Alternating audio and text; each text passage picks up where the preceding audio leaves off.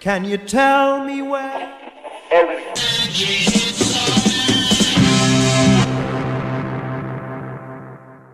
Pessoal, sou Kelvin Araújo, estamos aqui em mais um vídeo do nosso canal. Antes de eu falar do que se trata o vídeo de hoje, eu peço para que vocês adotem um procedimento padrão de sempre, que eu sempre tenho que falar exaustivamente em todo vídeo aqui da Progland, que é para vocês deixarem um like assim que vocês abrirem esse vídeo, ativarem aí o sininho para as notificações, se inscreverem no canal caso vocês não sejam inscritos, né? Compartilhar os nossos vídeos aqui se vocês gostarem e, claro, se também gostarem do conteúdo que a gente produz, para que vocês nos sigam em outras redes sociais, nos sigam no Facebook Progland, no Instagram Prog_Land, nas plataformas, né, de áudio, Google Podcasts e por aí vai, Prog_Land ou Prog Talk, né? Eu não sei como é que tá ainda o registro da procura, né? Porque tem diferença lá na maneira como o algoritmo capta a procura que você quer, né? Mas independentemente, Prog Talk ou Progland já resulta na nossa página, né? E também no Groover, né? Para quem conhece alguém ou você que está assistindo aí, caso produza música, produza rock progressivo ou rock ou qualquer tipo de gênero, você pode mandar ou pode pedir para alguém mandar lá na conta do Groover, na nossa conta do Groover, Prog_Land, para que nós resenhamos a sua música e por aí vai. Introdutório feito. Eu vou fazer hoje uma coisa excepcional aqui. A gente está, como nós já fizemos aqui alguns vídeos, né, continuando, né, hoje a nossa série de álbuns ao vivo, vídeos, DVDs, Blu-rays e por aí vai do Prog, né? Já temos 2 vídeos lançados dessa coleção, dessa série, entre aspas, né, já feitos aqui no canal, e o vídeo de hoje é o 3º. E hoje eu tomei a liberdade de passar um DVD que eu tenho aqui, que grande parte dessa coleção, como eu já tinha falado, vai mostrar os itens, né, físicos mesmo, que nós temos ao vivo, né, de bandas e artistas que a gente vai falar, né. E voltando, eu tomei a liberdade de falar hoje no vídeo de um DVD que não estava planejado para eu falar aqui agora na série. Nem sei, talvez até se eu lembraria de falar dele, né? Mas é porque essa semana nós fomos dados, né?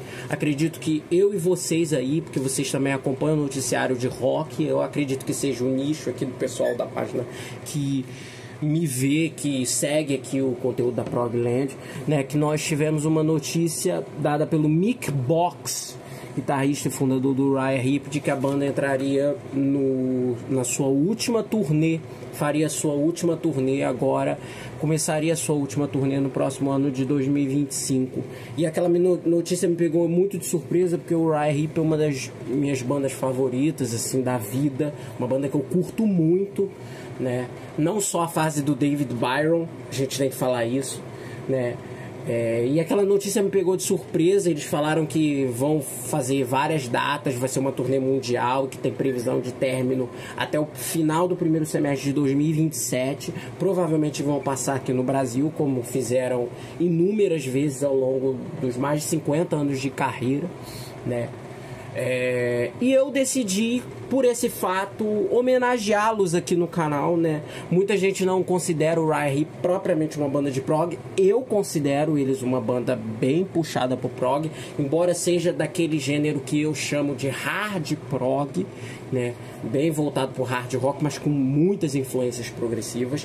E o DVD álbum ao vivo que eu vou mostrar aqui hoje foi a minha, entre aspas, porta de entrada para não perceber essa verve bem complexa, elaborada, virtuosa da música do Uriah Heep, né?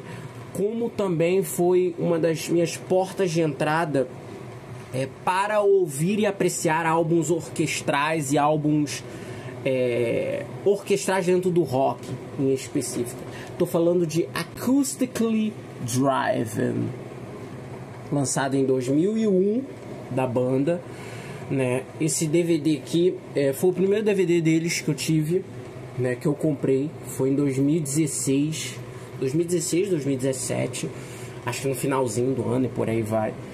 E veio a ser o primeiro DVD deles que eu tive, né? Porque antes de eu falar sobre o DVD e tudo mais, o DVD ele foi gravado, como o nome mesmo já diz, Acoustically Driven, é o primeiro show acústico da carreira do Uriah Heep. A banda toca desplugada aqui com violões e por aí vai, né? Mais ajambrada dentro de arranjos orquestrais, né? Muito rebuscados, com participação de flautas, participações especiais, duas muito importantes que eu vou falar quando eu já estiver falando em específico do DVD. Também além disso, uma série de músicos de apoio e tudo mais, nas cordas, principalmente. Por isso que eu também falo dessa questão orquestral. Não é uma orquestra, mas é uma mini orquestra. Tem arranjo de corda, então ajuda um pouco a guiar nesse lado, né? Então, e esse álbum ele foi gravado, esse álbum DVD também foi lançado nos dois formatos. Ele foi gravado em 9 de dezembro de 2000 no Mermaid Theatre, em Londres. Né, foi uma apresentação única mesmo que o Uriah Heep quis fazer nesse formato. O Mick Box ele fala que depois de muitos anos ele queria ver como é que a banda funcionaria desplugada assim, né, incluindo algumas pérolas do repertório da banda, mais lados B, que aí eu já vou falar também no setlist quando eu já estiver falando do DVD. Trazidas em especial para esse show. Eles tiveram que adaptar todos os arranjos e algo do tipo, e foi muito... eu vou falar melhor disso quando a gente já estiver falando do DVD, né? E eu vou falar de como eu conheci o Uriah Heep, de certa forma. O Uriah Heep eu conheci eles em 2015 para 2016, no final do meu primeiro ano do ensino médio, né? Através do YouTube mesmo. E eu conheci eles através da porta de entrada, que foi para muitos, né? A porta de entrada para conhecer o som deles, que foi o disco ao vivo deles de 1973, o clássico seminal Uriah Heep Live, né? Eu ouvi ele no YouTube, né? Eu na época estava muito afim de ouvir álbuns ao vivo clássicos de bandas que eu não conhecesse, né? Sempre acho e ainda sempre achava e sempre ainda acho, por isso que eu falo isso para vocês, que álbuns ao vivo são ótimas maneiras de vocês serem introduzidos, apresentados a repertórios de determinadas bandas, porque engloba muitas canções de muitos discos, geralmente, por aí vai, em arranjos mais pegados até, né, que não tem aquela pomposidade muitas das vezes que as gravações de estúdio têm. E quando eu ouvi aquele disco ao vivo eu fiquei doido, assim. Eu baixei ele. Eu na época já tinha internet boa, então eu não precisava baixá-lo, mas eu quis baixá-lo. E eu teve uma época, foi logo na época de provas, no início daquele ano, que eu ouvi ele direto, assim. E foi questão de tempo para eu conhecer os demais discos, né? O primeiro álbum deles que eu ouvi foi o Salisbury. Depois eu fui acho que pro Look at Yourself, nessa mesma época. E aí eu fui pros clássicos, entre aspas. O Magician's Birthday foi o primeiro que eu vi dessa leva. O Demons and Wizards, claro, que era muito, muito ouvido, muito bem quisto. Em seguida eu ouvi o Underworld, o meu favorito de todos eles, e é o meu disco favorito do Uriah Heep até hoje. E fui ouvindo os demais também. E aí eu fui analisando a discografia, alguns discos, né? Alguns discos eu fui ouvir. Hoje eu já ouvi a discografia do Uriah completa, já conheço todos os álbuns, mas eu demorei para ouvir isso porque eles têm muitos álbuns, né? Eu acho que eles têm mais de 30, né? Ou quase isso. A discografia deles é bem longa. E alguns discos dos anos 80, por exemplo, o Abominog, o Equator, o Head First, praticamente todos os discos da fase Peter Golby eu ouvi muito tempo depois. Eu ouvi basicamente os discos da fase do John Lawton nessa época, o High and Mighty, que foi o último com o Byron, né?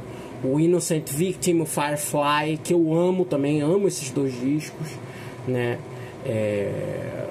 Nessa época eu ouvi esses e em especial, eu tava procurando também uma porta de entrada e eu também ouvi mais um show recente deles no YouTube, que era um show gravado em Coco, Londres, 2014. Eu sempre fui louco para ter esse DVD, infelizmente eu nunca tive.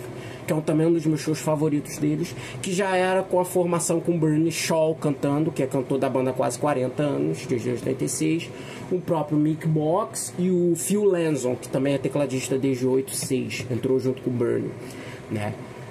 E tem muitas músicas nesse DVD e tem muito da dinâmica do palco já da fase Bernie Shaw, né? E eu falei, caramba, esse vocalista é ótimo, assim, eu tinha gostado muito das reinterpretações dele. Como eu gosto até hoje, sou fã, confesso, do Bernie Shaw, né? E aí eu fui à busca de registros com ele no vocal, né? Outros registros. Primeiro eu fui para álbuns de estúdio, ouvi nessa mesma época o Raging Silence, o Different World, o Sea of Light. E em seguida eu, numa dessas visitas diárias, mensais ou trimestrais, eu acho até, que eu ia a uma loja de álbuns de discos no centro do Rio, porque aqui onde eu moro é muito ruim para achar, sempre foi muito ruim para achar DVDs e produtos de música realmente bons, assim, que eu gostava e que eram gostos mais específicos meus. E eu tava lá zapeando, entre muitas aspas, os DVDs do catálogo da loja e eu encontro isso aqui, do Uriah Heep, que era um show acústico, né? Eu tava meio indeciso, assim, porque naquela época eu falei, pô, acústico, eu gosto da porradaria e tudo mais, mas alguma coisa tocou assim, meu pai tava até comigo, ele não conhece tanto o Uriah Heep, ele falou, meu filho, leva esse show, né? Falou com uma convicção, assim, e eu levei. E quando eu ouvi esse show, assim, isso foi em 2016, 2017, na primeira ouvida, eu não curti esse show, assim. Falei, eu achei estranho. E até que teve uma vez que teve um dia que, eu não sei porquê, eu tava ouvindo o último álbum deles antes do Acoustically Driven, ou disco de estúdio, que era o Sonic Origami. E eu terminei aquele disco e eu falei, pô, cara, eu vou reescutar esse Acoustically Driven, assim, né, pra ver qual é. E eu não sei como eu passei a ouvir aquele disco, esse álbum, esse DVD, com outros olhos, assim.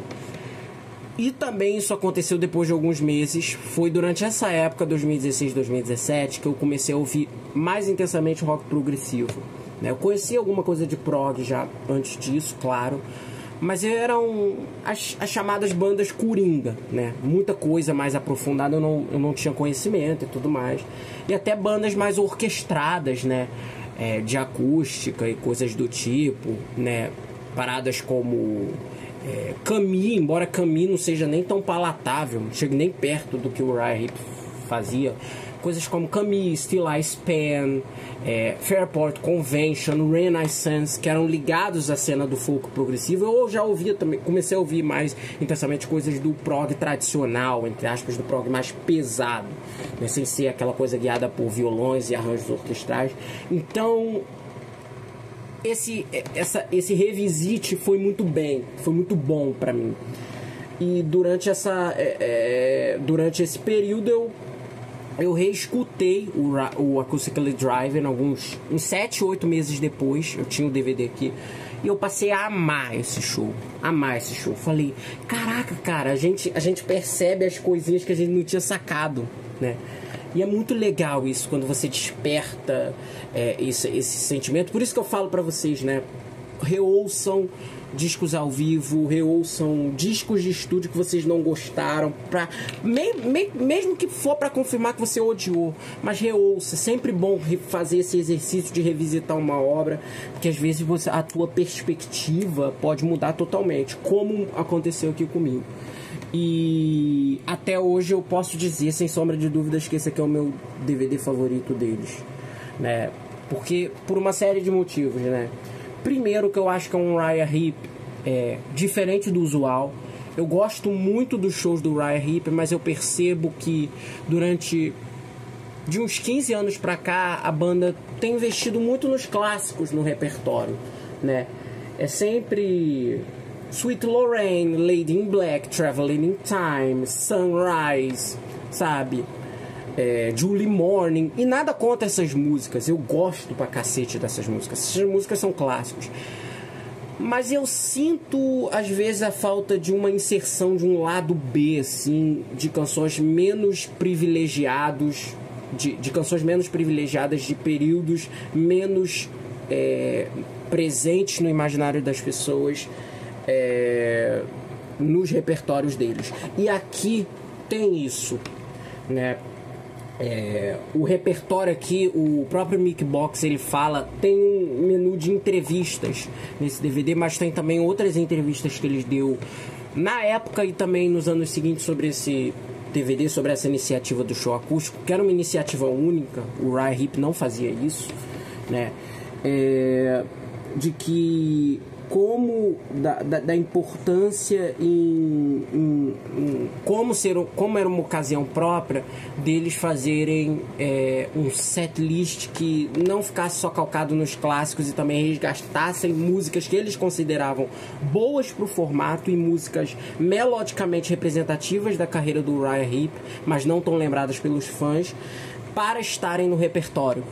Então eu achei muito legal isso, essa sacada foi muito boa e isso gerou com que alguns lados B da carreira da banda, que foram pouquíssimos executados nos shows, tanto antes quanto depois, estejam presentes aqui e tenham ficado imortalizados em versões incríveis, né? E eu acho que os violões também, outro fator que me faz curtir muito, né, esse disco ao vivo, é o fato dos violões darem muito aquela nuance melódica que muitas das vezes na guitarra distorcida, sobretudo no caso do Mick Box, que ele usa muito pedal wah-wah, né, fica um pouco mascarada às vezes, né? E você percebe a riqueza daquelas músicas, a complexidade, o virtuosismo sutil daquelas composições, muito bem ajambradas por ele, pelo próprio Ken Hensley, né, que também era um dos chefes criativos, entre aspas, do Uriah Heep, né? E porra, é uma coisa muito única, assim, né? Dá muito à luz naqueles arranjos, né? Quando você despluga as músicas, você percebe muito bem isso. E foi aqui que eu diria que foi o grande ponto de virada, assim, até de eu amar a banda, de eu falar, porra, essa banda é muito boa mesmo, cara, eu não tinha sacado isso, né? E esse show aqui, ele é muito representativo disso, né?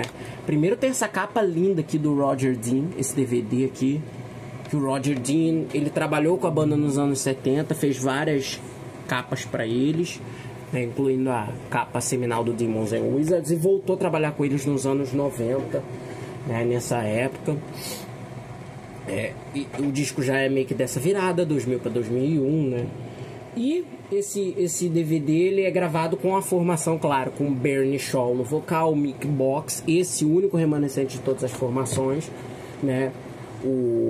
Eles dois, né? O Phil Lanson, já citado também por mim, do show do Coco, nos teclados, órgãos e por aí vai, né? Outra coisa que eu também achei muito legal, a música do Uriah Heep é sempre calcada muito no órgão, né? E nesse show o Phil Lanson teve a felicidade de transpor algumas das linhas originais do órgão nos discos para o piano, o que deu ainda aquela cor mais mágica ainda para a música, né?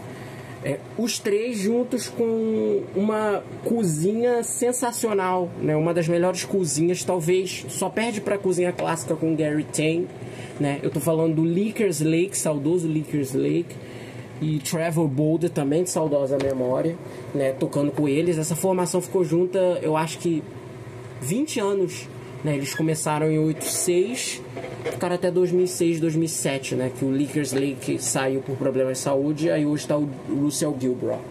E esse repertório aqui, como eu falei, é maravilhoso, né? O disco, ele foi ajambrado, né? Os arranjos foram feitos com ajuda, claro, tiveram participações orquestrais, e eu vou falar o nome dos músicos de apoio aqui, porque a gente tem que dar nome para esses caras, né? Com a participação, a produção, o disco foi produzido pelo Pip Williams, né? Famoso produtor, compositor, que ficou muito conhecido por ser o principal produtor durante muitos anos dos discos do The Moody Blues, né? Então muito daquela carga, daquele rebuscamento sonoro, daquele wall of sound, né? Roubando a expressão lá do Phil Spector, tem aqui aquela produção com os arranjos bem luxe, né?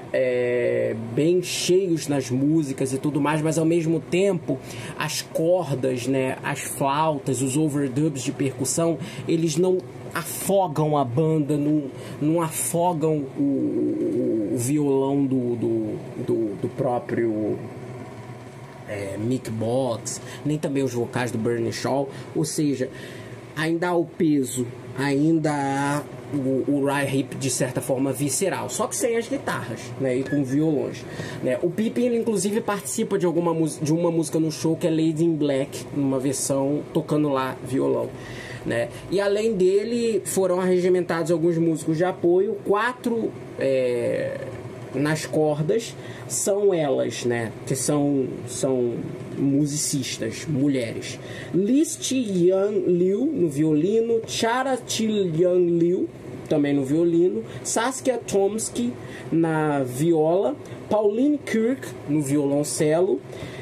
Além delas 4, né, tem 3 vocalistas, Emma Robbins, Kim Chandler, ótima vocalista, das 3 aqui, ao meu ver, mais se destaca, os vocais dela são bem fortes, inclusive. Ela também participa na flauta no show, ela é vocalista também, flautista, ela toca em Easy Road, tudo mais, né, acho que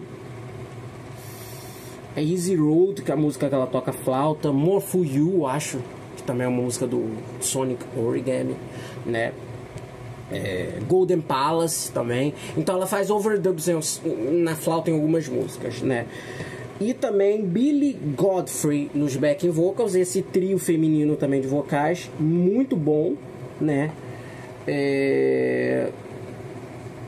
Além, temos Melvin Duffy nas guitarras em slide, em pedal, que também foi uma sacada muito boa, né? Gostei do Mick Box ter botado outro guitarrista e não ter botado um outro violão, ou um cara só nas 12 cordas, ou um cara, sei lá, num outro modelo de violão, uma Ovation ou algo do tipo. Não, ele botou um pedal lá, steel, o que ressaltou muito mais ainda a beleza das músicas. E Stefan Hemmingham na percussão, né?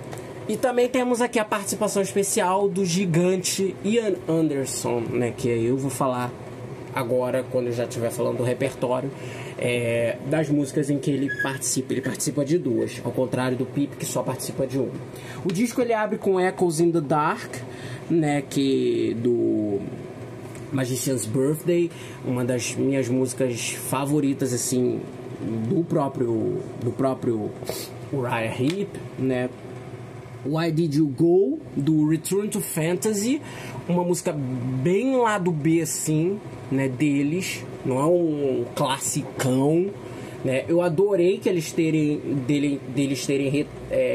resgatado essa música aqui pro repertório, né? Porque é uma música muito obscura do repertório deles e tudo mais. E aqui tá numa versão tão boa quanto a versão original do álbum de 75, grande disco deles. The Easy Road, né? Do álbum que eu sou suspeito para falar, meu favorito deles, que é o Wonderworld, que tá muito bem representado nesse setlist. Acho que talvez grande parte de eu tê-lo como favorito se dá por isso, né? Esse disco aqui tem 3 músicas dele, né? Então é um disco muito representativo nessa escolha de músicas. Foram 15 músicas, né? 3, uma delas é um medley, um pupurri de 3 músicas juntas, né? Então foi muito feliz da banda ter escolhido ela, né? Come Back to Me, né? Do Fallen Angel, e aqui pra mim original do Fallen Angel, e eu amo essa versão, assim, eu gosto mais dessa versão do que da versão original também do disco, né? Eu acho esse disco meio quase que cruzando pro AOR. Eu não curto muito a produção desse álbum, né? Pra mim o Fallen Angel já é o fim de festa lá da fase do John Lawton, né? Que é um puta vocalista, né? E eu gosto muito mais das interpretações do Bernie Shaw nessa música do que na versão original do disco de 77 ou 78. Eu não vou me recordar agora porque eu não fiz roteiro. Em seguida vem Cross That Line, uma música do Different World, de 1991. Outro fato que eu também gostei é que no repertório eles botaram músicas dos discos recentes. Não só colocaram canções dos anos 70, canções muito antigas e algo do tipo. E essas canções mais recentes, elas ficaram em roupagens muito legais. Com exceção de uma aqui que eu achei uma decisão meio equivocada, assim, olhando retrospectivamente. Acharia que eles poderiam ter botado uma outra música do disco que eu vou falar aqui, né? Mas essa Cross the Line foi uma ótima pedida, assim. Gosto muito do trabalho, sobretudo do Phil Lanson nessa música, assim. É uma das músicas para mim que ele mais se destaca em termos de arranjo e performance no show inteiro, né? Eu não vou ficar falando de destaques individuais assim, porque eu acho muito injusto, porque esse show aqui tá tudo tão amalgado de uma maneira tão criativa e numa performance tão sublime, que é muito injusto. Seria muito escroto eu ficar falando, eu destaco tal fulano em tal música. Pra mim, todo mundo fazendo o mínimo assim na música, na performance, já faz o outro brilhar e tudo mais. Então, cada música ela tem uma particularidade nesse sentido, né? Então, eu acho que mesmo fazendo lá o feijão com arroz em uma música, o cara tá sendo muito destaque. E isso é um mérito do Pete Williams. Grande produtor e grande arranjador, ele consegue fazer com que as músicas tenham essas qualidades, e o Acoustically Driving, ele é perfeito nisso. Não há uma ressalva que eu faça em respeito disso, né? Em seguida vem The Golden Palace, né? Canção do Sonic Origami, que eu falei, de 98, disco que meio que me fez revisitar esse indiretamente. Eu adoro essa música, acho uma das melhores do Sonic Origami também, né?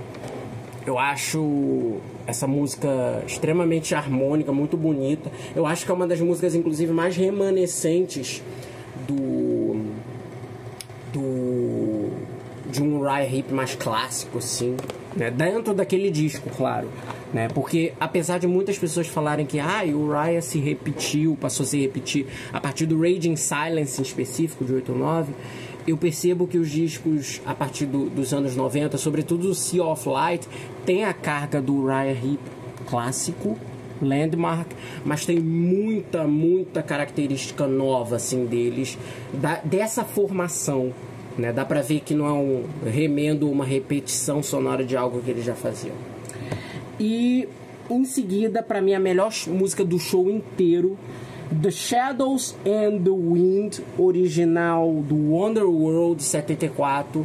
Eu sei que é um crime eu falar que pra mim tem uma música que eu prefiro mais do que outras, mas nesse álbum aqui, nesse DVD que eu prefiro ela, quando eu ouço, geralmente é uma música que eu boto no repeat junto com outro aqui, né? Que pra mim outro dia eu tava... É uma música que, inclusive, é uma das raras músicas que em determinados momentos me fazem chorar, né?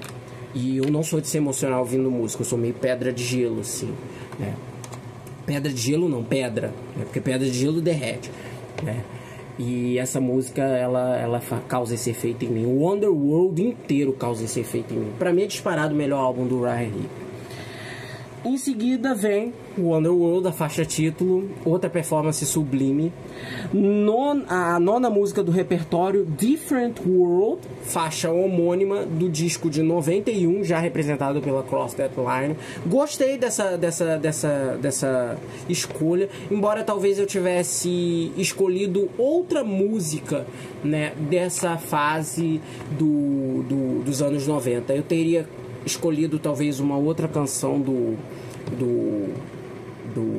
um outro álbum, provavelmente talvez alguma do Sea of Light. Eu não sei nem dizer qual, assim, porque esse disco tem muitas canções boas, né? Mas eu achei um tanto estranho, né, eles escolherem duas do Different World e duas Não tem duas, né? Porque a próxima mais nova, assim, é de um outro álbum. Mas eu achei que faltou isso, né? Eu achei que poderia ter botado uma de Sea of Light pra ficar bem equilibrada essa representação dos anos 90 no DVD. Mas foi a escolha que a banda fez no repertório, uma escolha boa e tudo mais, porque a música é ótima. 10ª faixa, Circus, né, e Blind Eye. Aqui temos a participação dupla, né, Circus e Blind Eye, duas faixas distintas, 10 e 11, são tocadas inteiras, elas não estão em medley, embora na maneira como eu tenha falado parecesse isso, e elas têm participação do nosso querido Ian Anderson, do Jethro Tull na flauta, numa performance arrebatadora, assim, lindo, não tem nem muito o que dizer, né. E eu também não preciso falar, Circus, clássico do Sweet Freedom, Blind Eye, clássico do Magician's Birthday, músicas clássicas da carreira do Uriah Heep, aqui transpostas de uma maneira muito criativa. Eu gostei que eles não fizeram também aquele tati-bitati em termos do arranjo.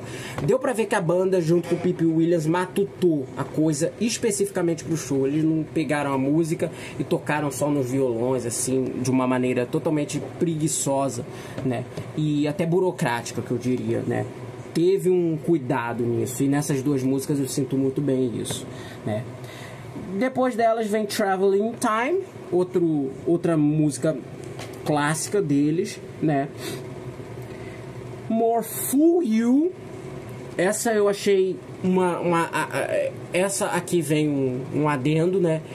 Eu gosto muito do Raging Silence, acho um disco que envelheceu muito bem dessa formação, né, embora ele não seja um dos meus dois favoritos, né.